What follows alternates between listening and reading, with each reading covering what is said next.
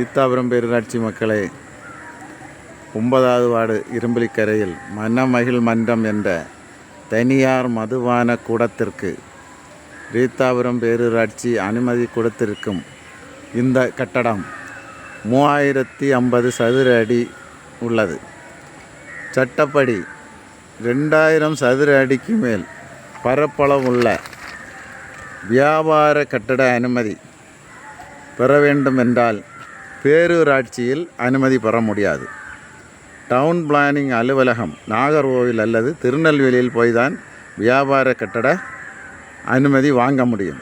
ஆனால் ஈத்தாபுரம் பேரூராட்சி நிர்வாகம் பல நாள் கூட்டு சதி செய்து இந்த ஜெகன்லால் வீட்டை 1900 என்று குறைத்து 1900 சதுர அடி என்று குறைத்து காட்டி போலி ஆவணம் தயாரித்து மனமகிழ் மன்ற வியாபார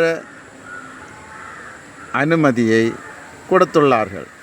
மக்களே, நாம் பேரூராட்சியில் கட்டிட அனுமதி வாங்க வேண்டும் என்று மனு செய்தால் பேரூராட்சி நிர்வாகம் வந்து அளவீடு செய்து வரைபடத்தில் இருப்பது போல் கட்டியிருக்கா என்று, கட்டிடமும் சரியாக அளவில் உள்ளதா என்று சரிபார்த்து 100 தடவை மக்களை அலைய விட்டு தான் அனுமதி கொடுப்பார்கள்.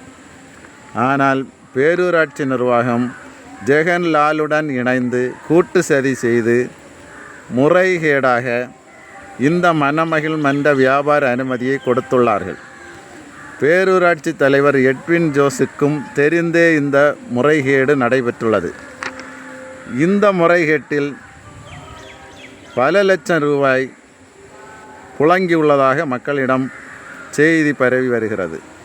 ஈத்தாபுரம் பேரூராட்சி நிர்வாகம் கொடுத்த இந்த முறைகேடான மனமகிழ் மன்ற கட்டிட அனுமதிக்கு சதுர அடியை குறைத்து காட்டியதால் அரசுக்கு பல லட்சம் இழப்பு ஏற்பட்டுள்ளது.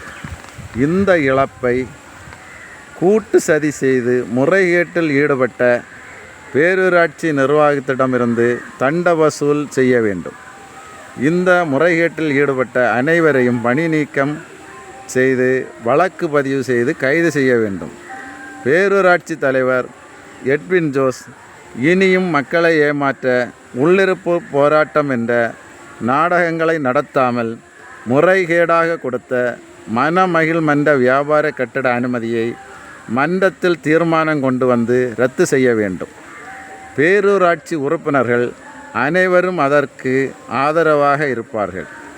பொதுமக்களே, முதலில் பேரூராட்சி தலைவரிடம் பேரூராட்சி நிர்வாகம் கொடுத்த அனுமதியை ரத்து செய்ய சொல்லுங்கள். ஏன் இதுவரை ரத்து செய்யவில்லை என்று கேளுங்கள். பேரூராட்சி மன்ற கவுன்சிலர்களே, இனியாவது தலைவரின் நாடக நடிப்பிற்கு துணை போகாமல் உண்மை எது என்று அறிந்து மக்களுக்காக போராடுங்கள். முறைகேடு அனுமதி கொடுத்த தலைவருக்கு நிர்வாகத்திற்கும் ஆதரவாக செயல்படாதீர்கள். உண்மை எது என்று தெரிந்து அதற்கேற்ப செயல்படுங்கள். நன்றி, வணக்கம்.